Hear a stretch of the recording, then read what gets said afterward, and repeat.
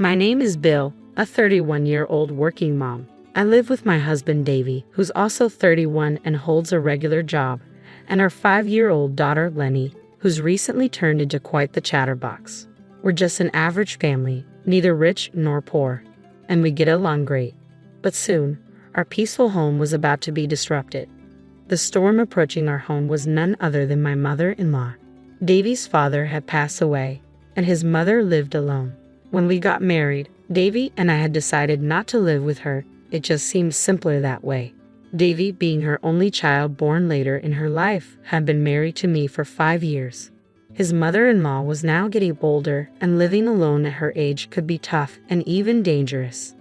Davy would visit her when he could, but it seemed she was struggling. Seeing my husband trying so hard on his own, I made a decision. If Davy was doing his best, how could I not support him as his wife? So, I gathered my courage and suggested to Davy that we should all live together. He looked surprised and asked, "Are you sure?" Truthfully, I wasn't thrilled about the idea, but I felt something needed to change.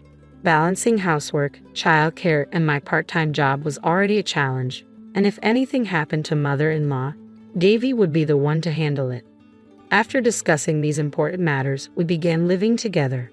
On a spring day with cherry blossoms falling, mother-in-law arrived at our home with tears in her eyes. I had thought living with such a humble woman would be smooth sailing, but I was mistaken. Initially reserved, as days passed, her true colors began to show. She started to torment me. "Bill, this dish is too salty. Can you make it lighter?" When I did, she'd criticize, "Why is it so bland? Are you mocking the elderly? How rude." And that was just the beginning. "Please hand wash all my clothes. They'll get ruined in the machine. They're all expensive, you know," she demanded. When I suggested dry cleaning, she retorted, "That's wasteful. You've lived comfortably thanks to my son, so stop wasting money and start saving." Clearly, she was just trying to annoy me. And that was just the beginner's level. Intermediate level torment went like this. "Bill, are you wearing makeup? It won't help. You're too plain." She'd comment on my appearance despite spending over 2 hours on her own makeup each morning, looking like a different person without it. I respect her desire to look beautiful, but isn't her foundation a bit too pale? I think to myself. What was worse, she threw away my precious makeup set. Nonchalantly, she said, "Makeup won't help you. It's a waste of money. Live without it. I have the most thoughtful family member. You should be grateful." This relentless torment only occurred when we were alone, always waiting for moments when my husband was away and our daughter was at kindergarten. I didn't want to speak negatively about her to my husband, since she's his mother, but I wished he would listen. After much consideration, I hinted at my frustrations, but it seemed to have little effect. "I'll talk to Mom," he said, attempting to address the situation. However, mother-in-law would cry, claiming I was making things up. At one point, he even accused me of trying to deceive him. Feeling increasingly powerless, I remembered the saying, "Seeing is believing." Deciding to secretly record my interactions with my mother-in-law, I carefully placed the camera. As I pondered this, the torment from my mother-in-law escalated to an advanced level. We had moved in with her in spring, and as summer faded into autumn, one winter day arrived. My husband was away on a business trip, and our daughter was staying with my parents. It was snowing heavily outside. Normally, I would bike to my part-time job, but due to the weather, I walked and returned in the evening. Upon arriving home, I usually cleaned, did laundry, and prepared dinner. However, on this cold winter night with heavy snowfall, hand-washing delicate laundry wasn't ideal. Nevertheless, mother-in-law cheerfully handed me her laundry. "Here's today's laundry. They're delicate, so be sure to hand-wash them," she emphasized, knowing it would irritate me. "I'll wash them with warm water," I started. "No, you can't. The colors will fade and it'll damage them." "Absolutely wash them with cold water," she insisted. Frustrated by her unreasonable demand, I snapped, "This is ridiculous. Why should I hand wash with cold water on such a cold day? If they're that precious, wash them yourself. How dare you expect me to wash with cold water on a day like this?" Mother-in-law stared at me, her face reddening with anger, but I didn't back down. "Why don't you go outside, mother-in-law? You've been indoors all day and probably don't realize how cold and snowy it is. How dare you suggest sending an elderly woman out in this cold?" she retorted. "What kind of daughter-in-law are you? What kind of mother-in-law asks for cold hand-washing on a day like this?" I was ready to confront her fully. I feel bad for my husband, but if we're going to live together, I can't always play the good daughter-in-law, I thought to myself, glaring back at her. Unexpectedly, mother-in-law grabbed my hand, and before I could react, she pushed me out the front door. As I stood shocked, she locked the door behind me. "You're not the kind of daughter-in-law I want. Get out. This is my house. You should be the one leaving," she shouted through the door, ignoring my protests. No matter how much I banged on the door, but there was no response. I was in a bind. I wasn't wearing a coat and didn't have my house keys. Luckily, I had my cell phone in my pocket. I tried calling the house, and I could hear the ringtone from the other side of the door, but mother-in-law didn't answer. With no other choice, I called my husband, who was supposed to return from his business trip that day, but he didn't pick up. I sent him a message. "Mother-in-law locked me out. It's snowing heavily and I'm freezing. I'm heading to the nearby grocery store for shelter. Please get in touch ASAP." I started my trek to the grocery store. I briefly considered seeking help at a police box, but it was far from here, and with the heavy snow, it would take even longer. The grocery store seemed like the safest option. I hugged myself, trying to stay warm. My breath was visible in the cold, and the snow showed no signs of stopping. The accumulation was making the streets increasingly deserted. Cars, bikes, and pedestrians were nowhere to be seen. After what felt like a long journey, I finally reached the grocery store, only to find a sign saying it was closed due to heavy snow. Disheartened, I realized my only option now was the police box. I wondered how long it would take to walk there in the snow. Feeling increasingly desperate, I pressed on, but I could no longer feel my fingers or toes. Checking the time on my phone, an hour had passed since I was locked out. I tried calling home again, but mother-in-law still didn't answer. As I walked through the transformed cityscape, heading for the police box, I suddenly heard a cry for help. Help! I stopped in my tracks. I was near a bridge over a river. I strained my ears and heard it again. "Help me!" Hurrying towards the sound, I looked down from the bridge. There, in the not-so-deep river, was a woman who had fallen and was calling for assistance. I rushed down the river bank to her. The icy water stung my feet, and the cold was so intense it felt painful, but I managed to reach her. "Are you okay?" "I can't move. It's so cold," she replied weakly. "Hang in there," I reassured her, trying to keep calm despite the freezing conditions. The arrival of help seemed to relax her momentarily. She leaned against me and then suddenly lost consciousness. "What do I do? This is bad," I muttered to myself. I couldn't feel my hands or feet properly, and they wouldn't move as I wanted them to. "Someone help!" I shouted desperately, but my cries echoed in vain. I thought it was all over. Then I heard a man's voice. "Hey, are you okay?" My husband's face came into view, rushing towards me with a panicked expression. I blacked out. When I woke up, I found myself staring at a white ceiling. "Bill, are you awake?" my husband asked, looking down at me with concern. I realized I was in a hospital. Apparently, he had pulled both the lady and me out of the river and called an ambulance. It had happened yesterday, and I had been asleep ever since. "How was your trip?" I managed to ask. "It went well. I couldn't answer when you called because I was on the bus. I tried calling back when I got to the bus stop, but you didn't pick up. There were no taxis running, so I ran home. I just happened to see you going into the river. What luck.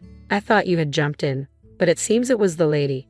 According to my husband, the lady that tried to help had jumped into the river in despair. The cold water had shocked her back to reality, and she attempted to get out but couldn't move due to the cold. If we had found her any later, it might have been too late. "So, the lady was okay?" I asked, feeling relieved. "Yes," he nodded. "You should rest. You must be exhausted." Comforted by my husband's words, I drifted off to sleep. All the while, my anger towards mother-in-law simmered. A few days passed in the hospital, and I was back to my old self. Standing in front of my home after so long, I froze. Mother-in-law hadn't visited me once while I was hospitalized. Of course, there was no apology. She had locked me out on a snowy night, nearly causing my death. Honestly, I couldn't bear to live with her any longer. Feeling dejected, I opened the front door and stepped outside. To my surprise, mother-in-law was there, deeply apologizing. "Belle, I'm so sorry," she said earnestly. "What's going on, mother-in-law?" I was taken aback by her unexpected apology. "I never imagined something like that would happen. I truly regret locking you out. Please forgive me," she pleaded. I was speechless. This was truly unexpected. Mother-in-law continued. I never thought I would say this, but I'm sorry. Suspicious thoughts raced through my mind. Mother-in-law, who had always been aggressive towards me, who had locked me out in the snow. Could this be genuine? What will you do if I don't forgive you? I asked, narrowing my eyes at her. Mother-in-law's hand twitched slightly. I was freezing out there, you know. If my husband hadn't come, who knows what would have happened? Anyone would know what happens if you lock someone out in a snowstorm. If you didn't, does that mean you're not normal? I added sarcastically. Mother-in-law's face turned bright red. What did you just say? You think you can take advantage when someone's being nice? Don't get too cocky. My son said he'd end our living arrangement if I didn't apologize, so I did it. Now that I've apologized, let's forget about the whole locking out incident. Now get back to your chores, she said, her tone shifting abruptly. She had taken the bait so easily. My suspicions only deepened. I smirked, seeing right through mother-in-law's facade. Her remorse was all a lie. People don't change that easily, especially not someone like her. But just as I suspected, she began her antics again.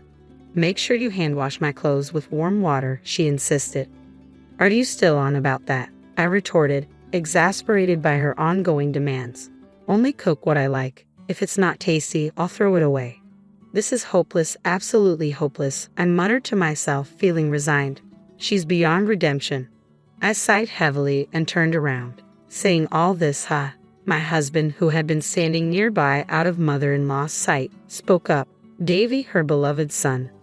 What about work? Mother-in-law noticed him and turned towards him. I took the day off to be with Bill, he explained calmly. But Mom, you hadn't changed at all. Davy continued firmly. No, I was just joking, mother-in-law hastily interjected, trying to backtrack.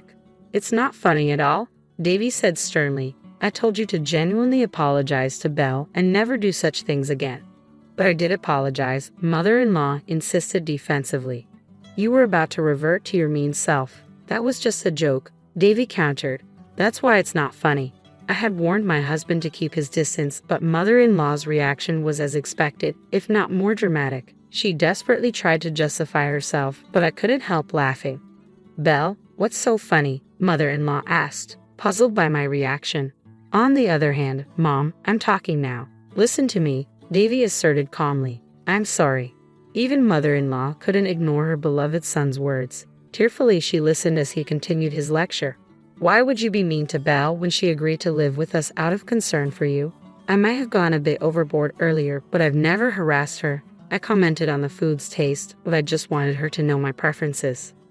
I had asked for my clothes to be dry cleaned, but Belle insisted it was a waste and would hand wash them instead. Mother-in-law continued to complain, adding that Belle had thrown away her cosmetics right in front of her. She seemed intent on shifting blame away from herself.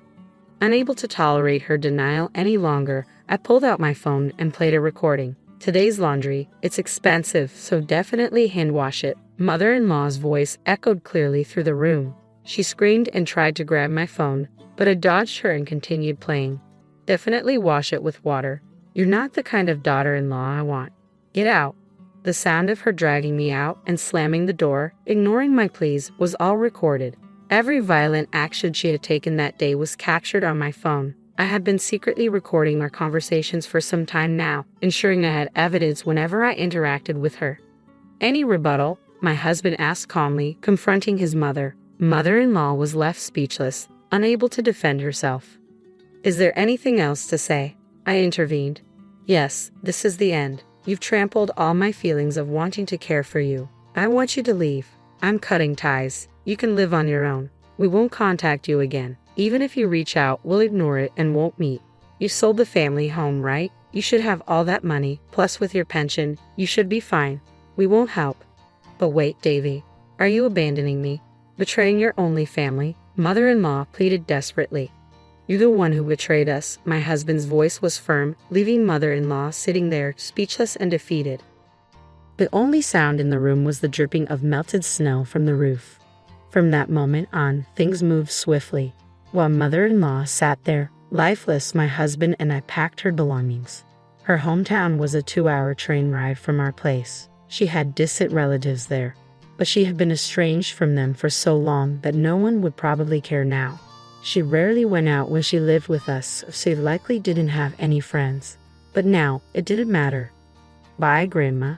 My daughter waved at mother-in-law, her cheerful gesture devoid of any sadness. Finally, mother-in-law broke down into tears as the taxi carrying her drove off, leaving behind her sobs. I felt nothing as I watched her leave. It was her own doing. With that thought in mind, I entered our home, feeling refreshed. Time passed, and rumor said mother-in-law lived alone in an apartment. We still received calls from her, so she must be alive, but we never met or spoke to her, just as we promised. She would probably live a lonely life, having destroyed the happiness she could have had. While listening to the washing machine, I served tea to an unexpected guest, an elderly woman, the very same lady I had saved on that snowy day.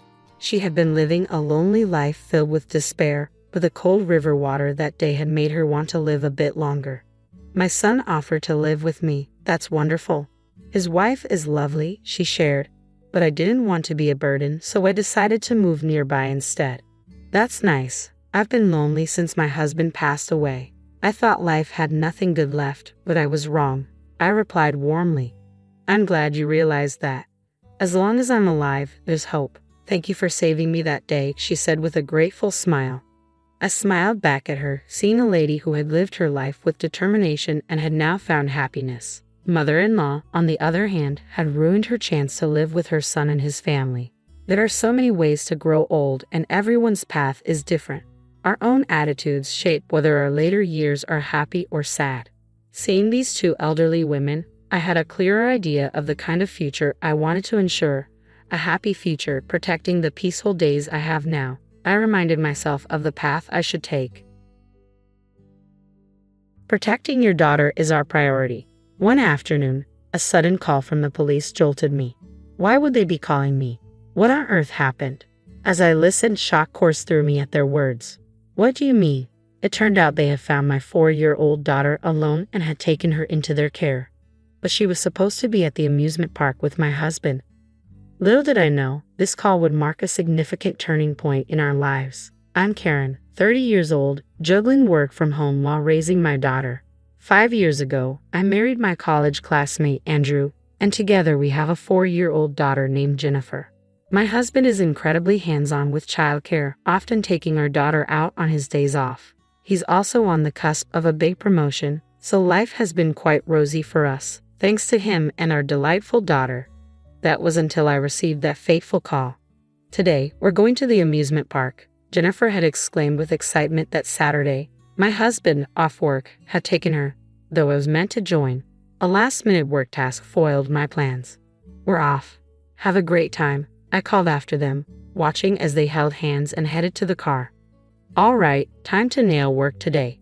It's going to be a good day, I murmured to myself as I retreated to my home office. 2 hours later, as I was about to take a short break, I noticed my phone ringing. Since it was lunchtime, I'd assumed it was my husband.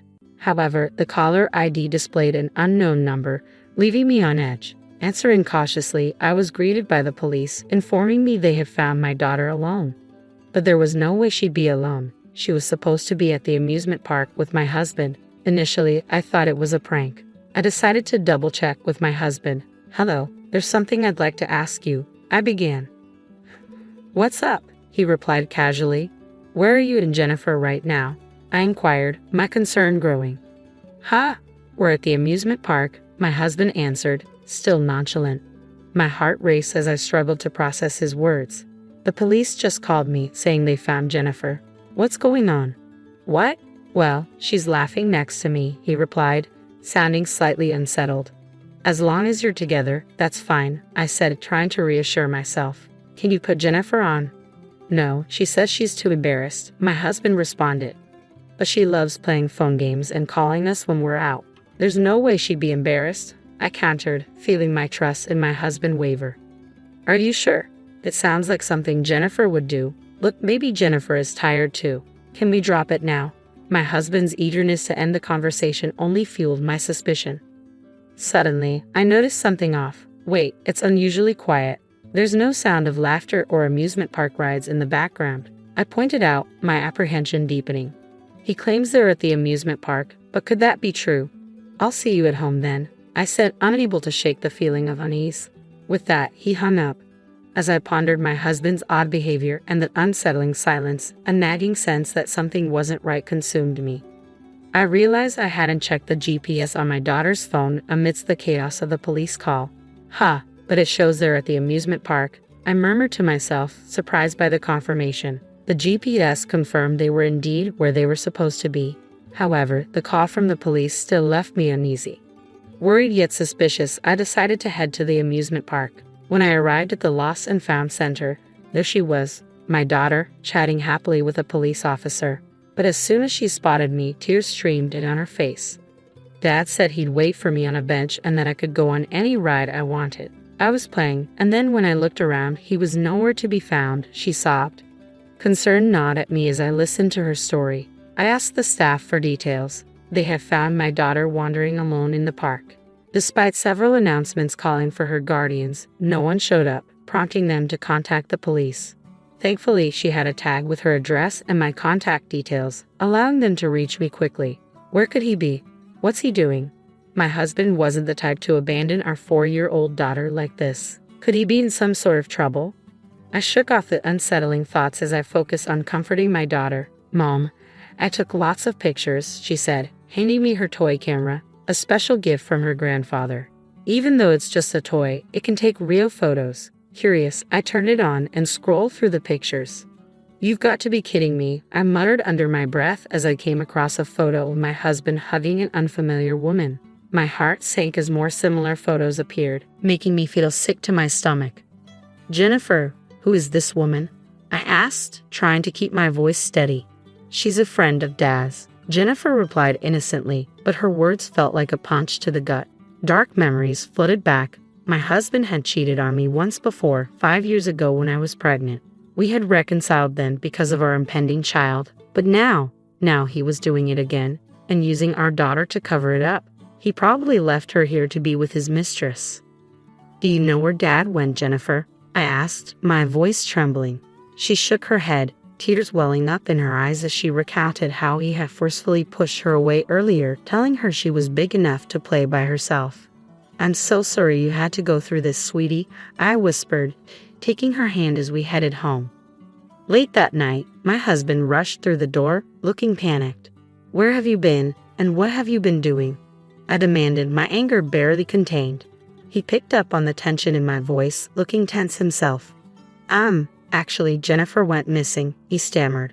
You said she was fine on the phone. Why did you lie? I pressed. I didn't lie, he insisted, but his words rang hollow in the air. I never imagined it would take this long to find her. It's been over 6 hours since that phone call. He's probably been out with his mistress all this time. It's clear he's lying. Don't you think it's odd you didn't notice the park announcement? I confronted him. How do you know about that? He asked, looking uncomfortable. The police called me when I went to pick up Jennifer at the amusement park. The staff told me, I replied, watching his silence confirm my suspicions. He wasn't there, leaving our daughter stranded at an amusement park to be with his mistress. It's unforgivable. I've made up my mind to get back at him, I declared firmly. Fine, just don't do it again, he said, visibly relieved. Okay, I replied, deciding to let him think he's off the hook for now. Meanwhile, I've been up to something. A month later, I found myself in Los Angeles, not for vacation or work, but to catch my husband red-handed with his mistress. Having a good time on your trip with your mistress? I confronted them as they walked hand in hand. They both turned around, their faces filled with shock. You can't talk your way out of this, Karen. What are you doing here? Weren't you supposed to be on a business trip today? He stuttered. That's not it. She's a colleague from work, he tried to explain. Oh, really? I called your office. They confirmed you took the day off? I countered, watching him grow increasingly rattled, his eyes darting around as if seeking a way out of his own lie. How did you even find out I was here? He finally asked. Remember the GPS on Jennifer's phone? I put it in your car, I replied, feeling a mixture of satisfaction and betrayal. I showed him my phone screen, displaying the location of a car parked nearby. Using a hidden camera is so underhanded. Who's the underhanded one here? The only reason you'd be worried is if you had something to hide, I accused, my frustration evident. Or is this you finally admitting it? I continued, my voice trembling with anger. That's not it, he retorted, his fury palpable. He cheats and yet blames me, I thought, rendered momentarily speechless by his audacity. Do you even have proof that I cheated? He challenged, his tone dripping with disdain. Well, about that, I trailed off before shoving a photo in his face. What is this? Look familiar, I demanded, my voice rising. This is from when we went to the amusement park. But how do you have this picture? You were supposed to be working, he sputtered, his disbelief evident. Jennifer took it. Toy camera actually works, you know, I replied, my frustration mounting. You've got to be kidding me, he muttered, his expression shifting from disbelief to denial. This isn't even me, he insisted, attempting to dismiss the evidence. To counter his attempt to weasel out, I handed him a large number of photos.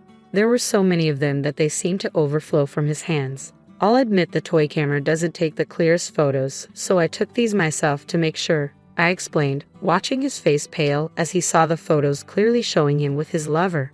How could you be all lovey-dovey with her right in front of our daughter? You're despicable, I accused, my voice trembling with a mixture of anger and betrayal. In a desperate attempt to erase the evidence, he began tearing up the photos. But I had anticipated his move. Too bad these are all copies, I declared triumphantly, watching his face fall as the realization sank in. I've got the original stored safely, I declared, my anger palpable as I glared at him. He looked defeated, but I decided to deal another blow. You've got a big promotion coming up at work, don't you? I asked pointedly. What's your point? He replied, his voice strained. How do you think spreading these photos would affect that? I pressed. His face gradually turned paler as he realized the implications. His company values character when considering promotions. If word got out about the affair, it could ruin his chances. Please don't do this. Do you really think I'll forgive you now? I've been a good husband all this time, haven't I? He pleaded, desperation creeping into his voice. A good husband wouldn't leave his daughter at an amusement park, I retorted loudly, watching him visibly shrink back. But I've been taking our daughter out every week lately, haven't I? He countered weakly. That was just to keep me off your scent about your affair, wasn't it? I shot back, my voice dripping with accusation. I'm really sorry. Just please don't tell my work, he begged, his almost tearful face failing to elicit any sympathy from me. Do you remember when you cheated on me 5 years ago while I was pregnant? I continued, watching his face tense and sweat form on his forehead. I haven't forgotten the agreement we signed. His eyes widened in realization. No, this isn't what it looks like. It's not an affair, he stammered, but his words fell flat. Then what is it? I demanded, my voice cold and unyielding. He fell silent, starting to cry, pathetic.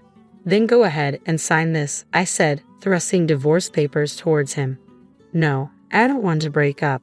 Who will take care of things at home if you're gone? He protested weakly. Staying together now is impossible, I stated firmly. I promise no more affairs, he screamed, his eyes bloodshot with tears, but his words didn't reach my heart. I'm not angry about the affair anymore, I replied calmly. What, so you're forgiving me? He asked hopefully. No, I replied firmly. What I'm angry about is you putting our daughter in danger. My husband fell silent, tears streaming down his face. And another thing, I continued, my voice steady, you don't have a place in anyone's life anymore. What do you mean? He asked, confusion evident in his voice. While you were gone, I told your parents, your coworkers, and everyone in your usual hangouts about what you've done. Everyone knows now, I explained. Hearing this, my husband buried his face in his hands, overwhelmed with despair. I don't even want to see your face, so make sure you fill this out, I said, handing him divorce papers. My husband looked up at me, his face a mess of tears and snot, resembling a child. I left him there and walked away. A month later, the news reached his company, and they revoked his promotion because of the agreement we had. He had to give up his assets with an additional $220,000 in damages and $400 a month in child support.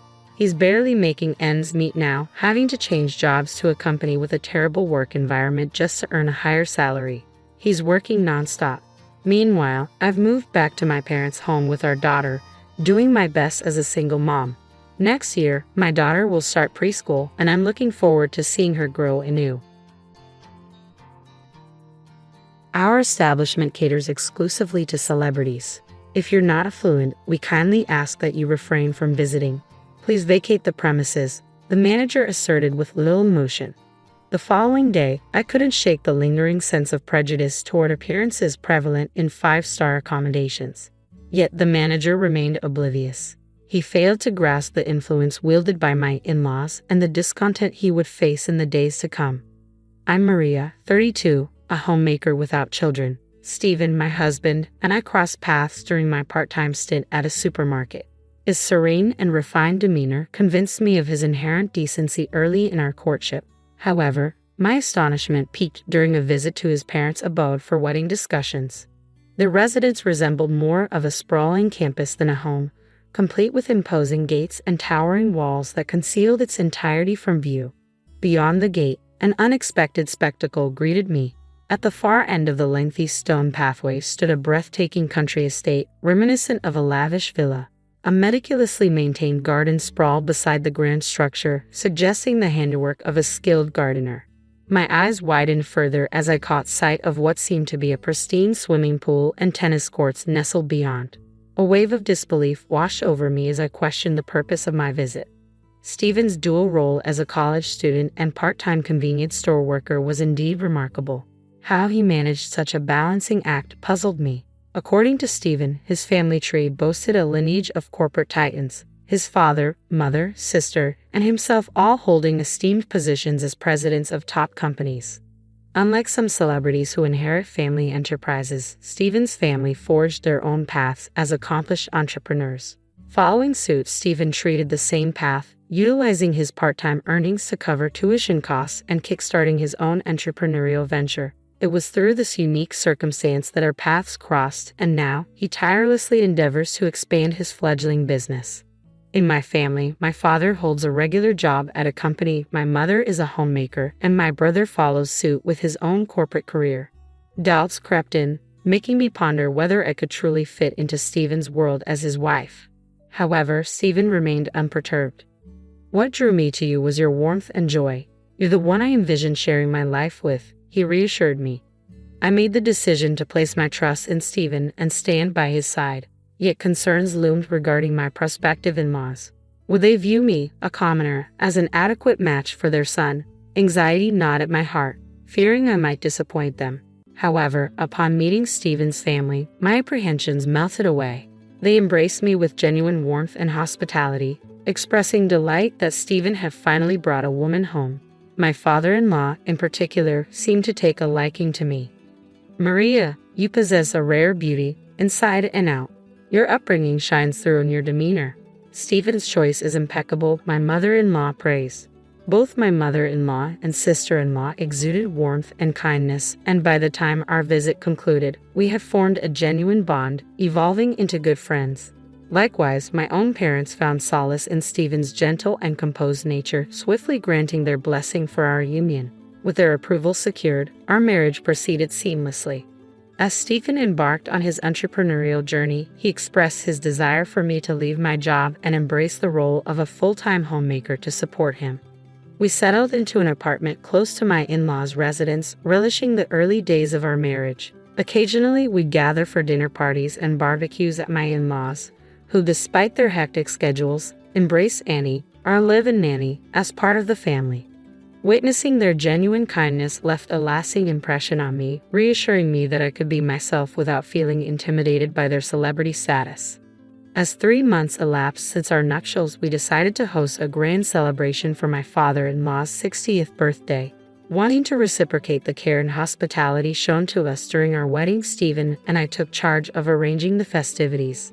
With Stephen preoccupied with work, the responsibility fell on my shoulders, a decision we reached after discussing it together.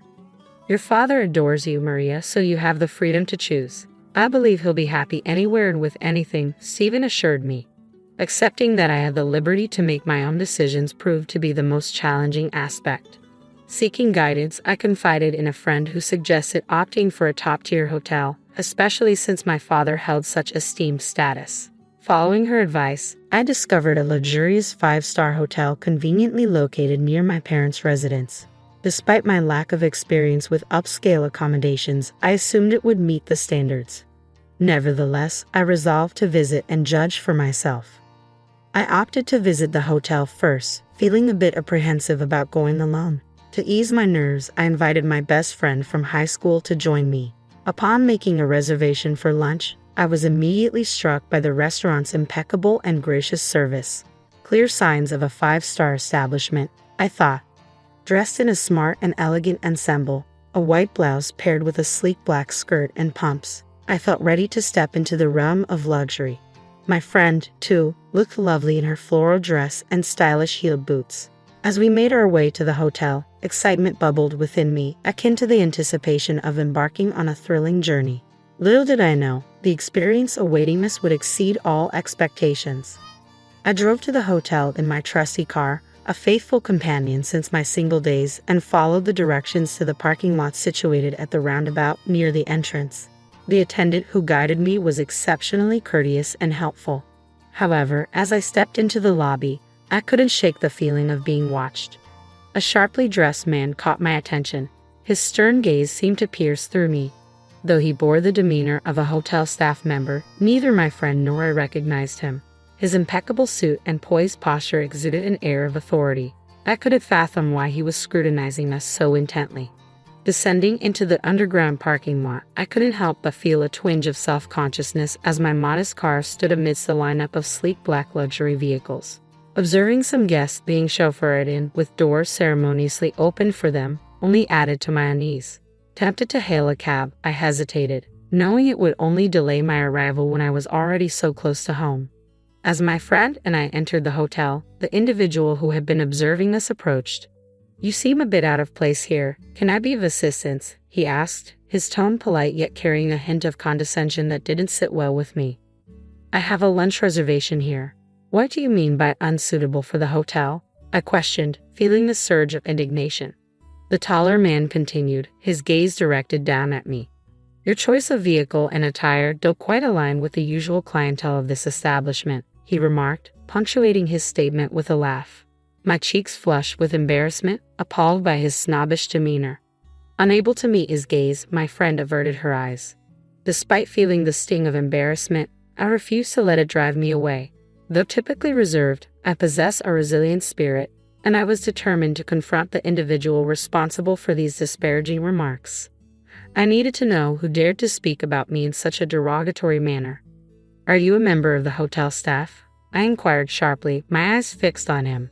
"I happen to be the manager of this establishment," came his haughty reply. Privately, I couldn't help but find his emphasis on the hotel's prestigious rating rather absurd, though I chose to keep this observation to myself. His response only served to aggravate me further. "Does this hotel judge its patrons based on their cars and appearance, adjusting its treatment accordingly?" I challenged, refusing to back down. The manager's disdainful sniff and snort in response only fueled my determination. "The clientele should align with the hotel's esteemed reputation. Maintaining that standard ensures guests feel comfortable and at ease," he asserted. His words grated on my nerves. "Are you implying that we're somehow tarnishing the reputation of your establishment?" I retorted, feeling my irritation mounting. The manager clicked his tongue disapprovingly. I couldn't help but feel sorry for my friend, who I had invited along. The thought of canceling our reservation and leaving crossed my mind. Just as I was considering our next move, an elderly hotel staff member approached me and politely inquired, "Ma'am?" Upon learning of my lunch reservation, he respectfully acknowledged the manager with a bow and said, "Allow me to escort you to the restaurant." With a sense of relief, I followed him to our destination, noticing the manager's lingering bitter glare. Unlike the manager's demeanor, the hotel employee who guided us was courteous and welcoming. "You've traveled quite a distance, and I apologize for any discomfort you may have experienced. We're renowned for our exquisite cuisine, and I trust you'll have a delightful stay," the young manager offered apologetically. I couldn't help but wonder how such a youthful figure found himself at the helm of such a prestigious establishment. He explained that the hotel's previous owner had retired, passing the reins to his younger brother, with his son assuming the role of manager. Despite his impressive academic background from a top-tier university, the manager lacked prior experience in hospitality and struggled to uphold the hotel's esteemed standards. "It's disheartening to witness even long-standing patrons being overlooked and compelled to depart over minor matters," the elderly employee lamented solemnly. "I've dedicated my life to this hotel, only to find myself deemed expendable in its quest for rejuvenation.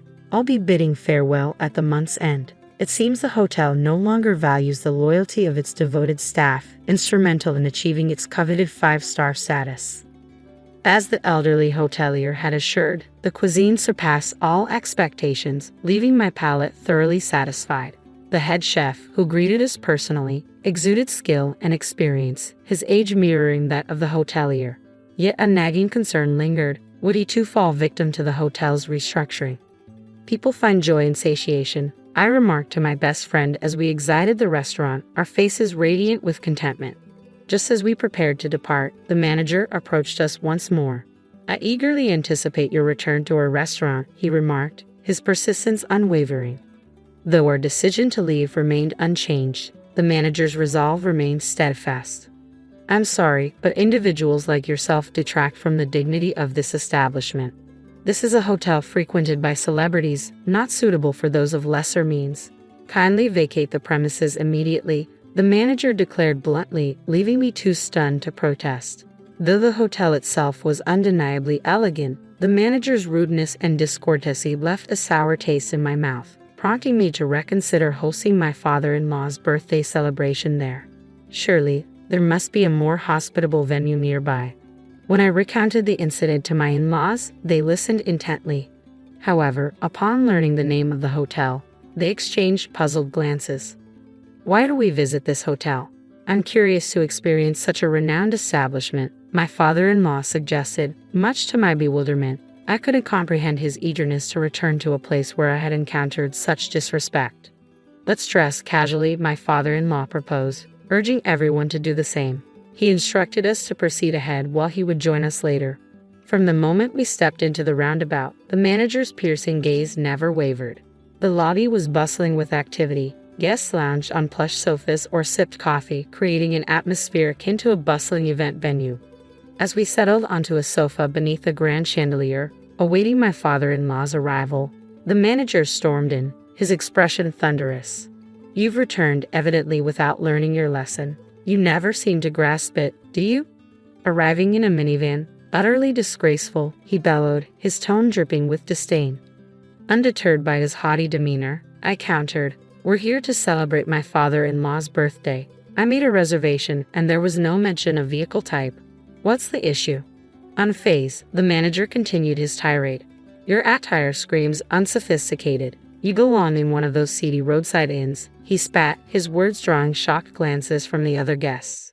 "This hotel should be open to everyone, shouldn't it? We're prepared to pay. It's absurd to judge guests based on arbitrary criteria. Treating guests this way is utterly appalling," I declared, garnering nods of agreement from those nearby. "The customer should always come first, shouldn't they?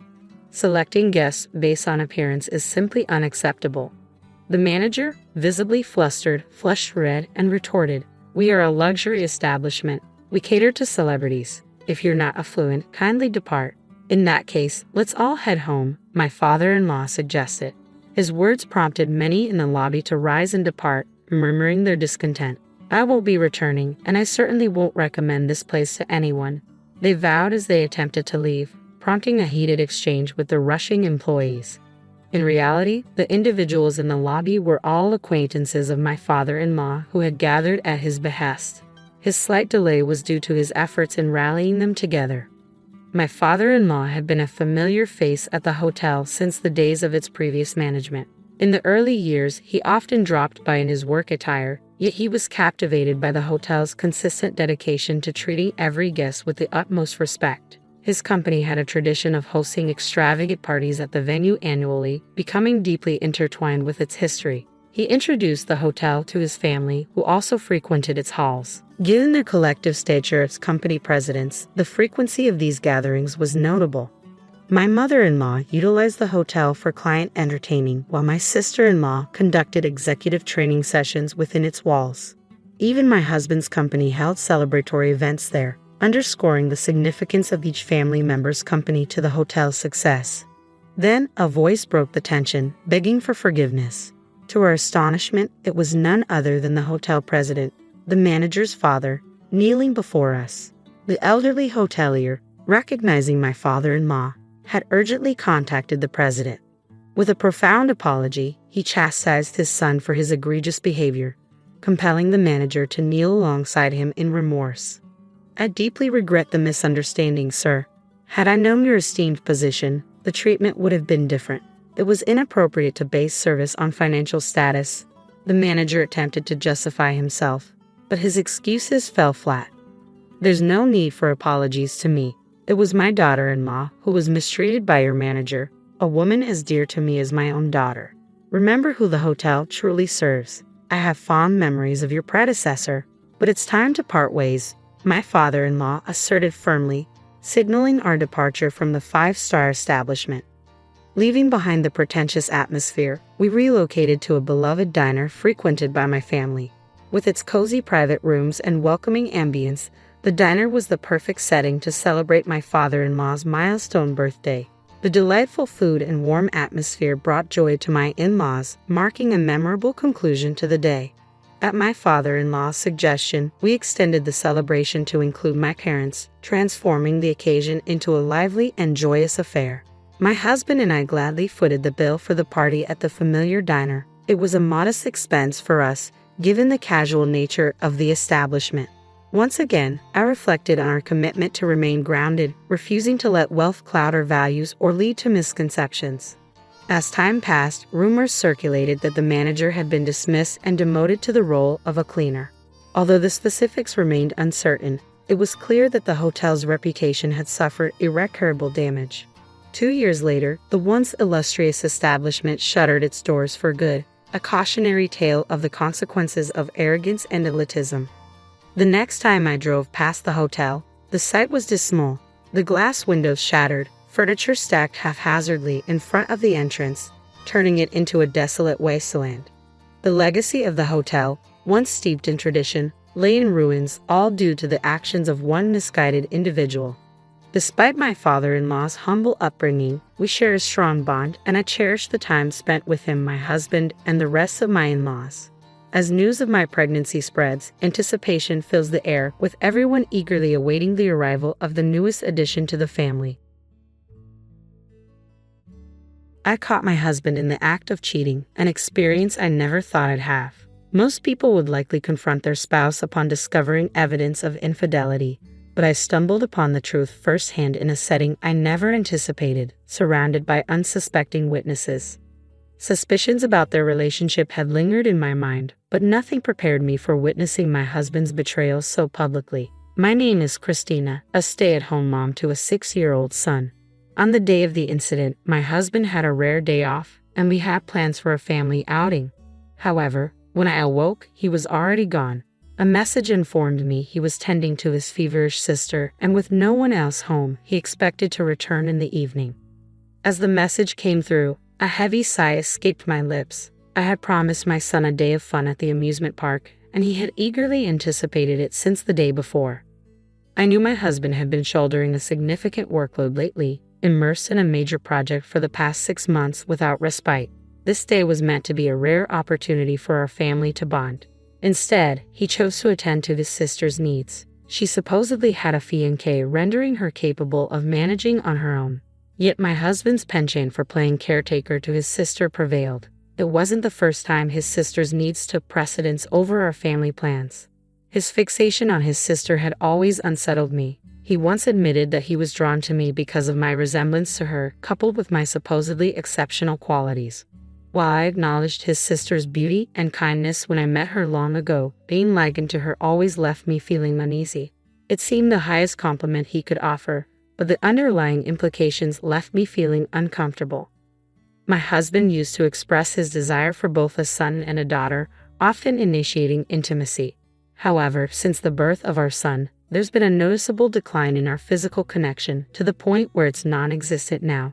Considering our youth and my husband's prior enjoyment of intimacy, suspicions arise that he may be seeking it elsewhere.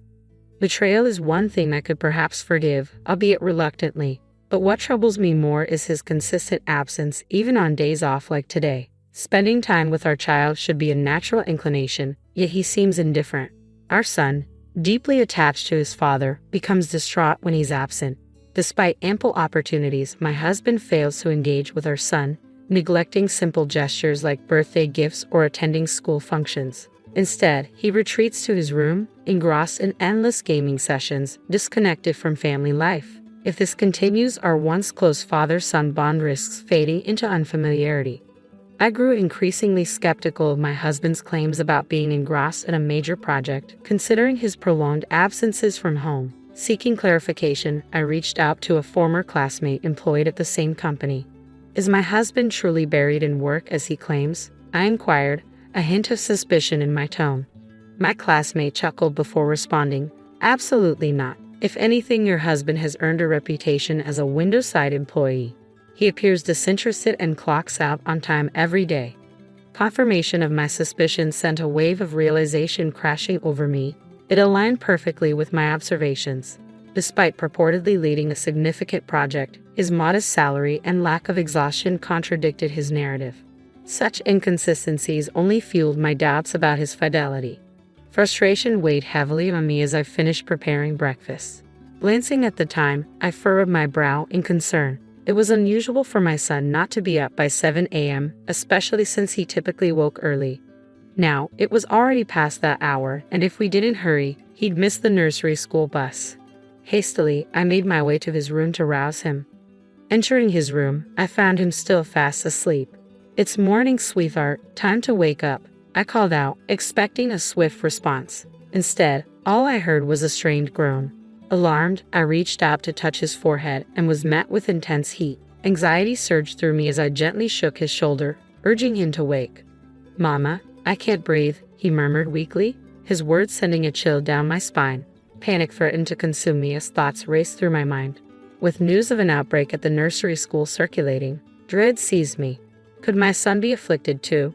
Reports of children succumbing to the illness only heightened my fear, and I dreaded the possibility of losing him. In a frantic bid for help, I reached for my phone, dialing my husband's number repeatedly. Yet each attempt went unanswered, leaving me to grapple with fear and uncertainty alone. Without a moment to spare, I bypassed waiting for an email response and reached out to my mother for urgent first aid guidance. With her nursing expertise, she was my go-to expert in moments like these. Swiftly following her precise instructions, I fashioned an ice pack and took my son's temperature, finding it alarmingly high at over 102.2 degrees Fahrenheit. Without hesitation, I dialed for an ambulance and tended to my son, ensuring he stayed hydrated while awaiting medical assistance. Concerned about the potential for heat stroke, as my mother had cautioned, I acted swiftly to mitigate any further risks. As the ambulance arrived, I faced the sobering reality that I couldn't accompany my son due to infection precautions. Left with no alternative, I hailed a taxi and hurried to the hospital where he would be treated. Throughout the ordeal, I persisted in attempting to reach my husband, despite knowing the futility of my efforts. Dishearteningly, my attempts went unanswered, prompting me to leave a desperate message online, clinging to the hope that he might see it and respond if he possessed a shred of responsibility. Upon reaching the hospital, I anxiously awaited outside the emergency treatment room, fervently praying for my son's swift recovery. Memories of losing my father in a similar emergency room flooded my mind, igniting fears of losing my son as well. As I grappled with the possibility of another devastating loss, my mother, a steadfast source of support, offered reassurance, her words a comforting refrain amidst the turmoil. An hour later, relief washed over me as I received news of my son's rescue. However, medical advice dictated a week-long hospital stay for his recovery, prompting his transfer to a hospital room. Despite the harrowing ordeal, my husband remained absent, compounding my sense of isolation. Determined to provide for my son's needs, I returned home the following day to gather essentials and decided to bring him some fruit as a gesture of care. Wanting to express gratitude to the doctor who had aided us, I made a detour past the emergency room, only to find chaos unfolding within its confines. Sensing I might be in the way, I postponed my visit to the doctor, turning to head towards my son's room. It was then that I witnessed a startling sight. A man and a woman on a stretcher, their bodies entwined as if caught in a bizarre embrace. The scene hinted at a precarious situation, one where they appeared to be joined together, perhaps a consequence of a mishap during intimate moments. I navigated the chaotic scene, my mind filled with sympathy for those caught in such a vulnerable predicament. The embarrassment of being transported in such a manner must be excruciating, I mused, attempting to pass by discreetly. However, my thoughts were abruptly interrupted as my gaze locked with that of a familiar face. Under ordinary circumstances, the encounter might have been merely awkward. Yet for me, it was nothing short of shocking. My husband lay on the stretcher, his expression betraying surprise at our unexpected reunion. "What are you doing here?" I blurted out, astonishment coloring my voice. Caught off guard, my husband stammered, "Ah, well, I've caught my sister's cold," his words faltering in the face of my inquiry. Confusion clouded my mind as I grappled with the surreal coincidence of encountering my husband in the same emergency room where our son had been admitted just the day before. Questions swirled in my head as I watched him being transported, unclothed, alongside another woman. Who was she, and why were they together? Amidst my bewilderment, my gaze met the eyes of the woman accompanying my husband. Despite the chaos, a flicker of recognition sparked within me. Even in my state of disarray, I couldn't deny the truth staring back at me. This woman was my husband's mistress. As I glared at her, a familiar voice cut through the tumult, pulling me from my thoughts. "Why on earth is Christina here?" the voice exclaimed. Recognition dawned upon me. Of course, the woman beside my husband was none other than Brenna, his sister. Time seemed to stretch out endlessly as I processed the surreal unfolding of events. Suspicions of my husband's deceit had simmered within me, but I never anticipated this revelation. Even if he had come to check on our son, his entanglement with another woman, especially his own sister, was beyond comprehension. Despite the urge to confront them immediately, the sight of my husband and his sister being wheeled away on a stretcher forced me to restrain myself. I knew they couldn't evade scrutiny, so I resolved to address the situation later. Suppressing the surge of emotions, I redirected my focus to my son, the initial reason for my visit. With a heavy weight settling in my chest, I sought solace in his room, attempting to untangle the jumble of feelings swirling within me. When I checked my phone, it was flooded with messages from my husband, each one attempting to gloss over the situation. Notably absent was any mention of our son's hospitalization. Deciding to continue ignoring him, I waited patiently for another hour. Soon enough, the doctor who had tended to my son the previous day appeared. Their smile was reassuring as they delivered the news. "Your son is doing remarkably well. His recovery is progressing faster than anticipated. His fever has subsided and his condition has stabilized. Initially, we were concerned about the possibility of infection, but it seems he was suffering from heat stroke in addition to a cold." The doctor's praise for my actions brought a sense of validation, even though I knew much of it was owed to my mother's guidance. I made a mental note to express my gratitude to her, perhaps with a thoughtful gift of fancy meat next time. I offered a deep bow of gratitude to the compassionate doctor before me, though beneath my relief for my son's improving health, a storm of anger brewed within me. It was clear that I was about to confront a significant ordeal. As I struggled to contain my emotions, my son's innocent remark about my stern expression snapped me back to composure. I quickly donned a smile for his sake. "Mama's face is just pretending to be scary. I'm not scared," I reassured him before stepping away with a promise to return soon. Exiting the hospital, I braced myself for the impending conversation with my husband, who had bombarded me with over 100 missed calls. The moment he answered, a torrent of excuses spilled forth. "It wasn't what it looked like. There's an explanation," he'd insisted, attempting to justify his actions. His misplaced priorities only fueled my frustration. Shouldn't his foremost concern be our son's well-being? There's no way a man so absorbed in such a despicable act with his own sister, neglecting our son's well-being, could ever truly care, I muttered to myself, the bitterness evident in my voice. With a husband like him, I feared for our son's future. Recognizing the bleak reality of my husband's character, I made the difficult decision to divorce him. Despite the challenges ahead, I was determined to navigate them for the sake of my son. Turning to face him, I unleashed the pent-up anger that had been simmering within me. "So, while our son was suffering, you were preoccupied with that, weren't you? Indulging whenever you had a moment to spare, and with your own sister, no less." "It's utterly repulsive," I spat out at him. He stood speechless, unable to offer a defense. Pressing on, I delivered my final blow. "Oh, and just so you know, I've already informed your parents. I won't involve your company for now. It would be a shame if you couldn't meet your obligations for alimony and child support." Goodbye, I concluded, severing ties with my husband with those parting words. 3 days later, my son made a full recovery, surpassing all expectations. With the discharge process complete, I returned home, embracing my beloved son's restored health. Naturally, my husband was nowhere to be found. In the aftermath of the ordeal, my husband sought me out to offer his apologies in person. Yet, as he pleaded for forgiveness, I solemnly handed him the divorce papers I had already prepared and signed. This wasn't an isolated incident, I responded, my voice devoid of warmth. I know the truth now. Your sister confessed everything. I anticipated my husband's reluctance to accept the reality of our situation, knowing that our path to divorce wouldn't be easily agreed upon. To confront him and ensure his silence, I decided to approach his sister, who was complicit in the affair. Congratulations on your upcoming wedding ceremony with your boyfriend, I began, masking my disdain with forced politeness. Thank you. I was actually thinking of crafting a clever story to share the news. Would you like to hear it? She replied, oblivious to the gravity of the situation.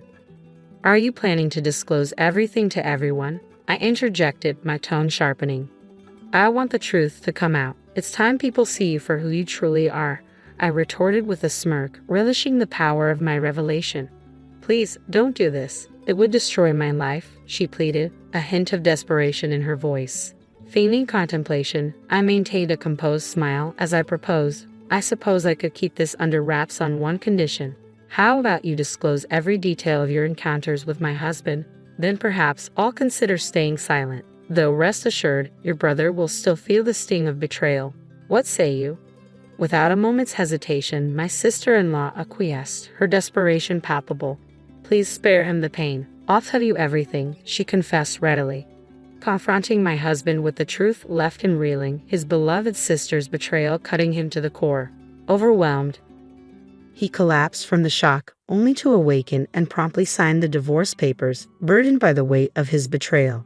Taking decisive action, I enlisted the aid of a lawyer to secure divorce, custody of our son, and the appropriate financial support. Though my husband initially balked at the demands, a whispered reminder of his potential exposure prompted his compliance. With a heavy heart, he departed the lawyer's office, resigned to the consequences of his actions. Following the revelation of the affair, word somehow reached my husband's workplace, leading to a stern rebuke from his superiors. A month later, he faced the harsh consequence of dismissal, forced to seek employment at a food factory. Now, tasked with adorning cakes with strawberries to fulfill his obligations for alimony and child support, he found himself ostracized among his co-workers, his past indiscretions a constant source of discomfort, fueled by incessant rumors, particularly among younger female colleagues. As for my husband's sister, despite my discretion in withholding the truth, the details of her involvement inevitably surfaced. Her engagement swiftly crumbled under the weight of suspicion when her boyfriend, echoing my own doubts, enlisted the services of a private investigator to uncover the truth. Following the shattered engagement, she found herself facing a hefty compensation demand, forcing her to seek employment at a nightclub to make ends meet. Recently, her ex-boyfriend, perhaps feeling a pang of remorse, handed her a compromising photo of their affair with a casual, "Keep it for when you might need it." She couldn't help but marvel at his audacity as she stowed it away in her drawer, a potential leverage should her husband attempt any further indiscretions. In pursuit of a fresh start, she relocated to her parents' home, where she's rebuilding her life with their unwavering support, especially in raising her son. Despite their geographical distance, her parents eagerly offer assistance whenever needed, although she strives not to burden them excessively, reserving their help for times of genuine necessity. Since recovering from that severe fever, my son has enjoyed pristine health, almost as if the ordeal never occurred. Remarkably, he's received awards for perfect attendance 3 years running, seemingly oblivious to the absence of his biological father. Witnessing his contentment each day brings me unparalleled joy. On another note, our family has expanded with the addition of Angel, a charming white cat. Originally a frequent visitor to our yard, Angel quickly endeared himself to me. Reluctant to bid him farewell upon moving, I brought him along to my parents' home. Now, he's formed a close bond with them, becoming an integral part of our family alongside my son. As I sit on the porch, gently stroking Angel's fur, I find solace in the warmth of family and companionship. Watching my son thrive in the loving embrace of my parents, with Angel by our side, fills me with a profound sense of contentment and gratitude.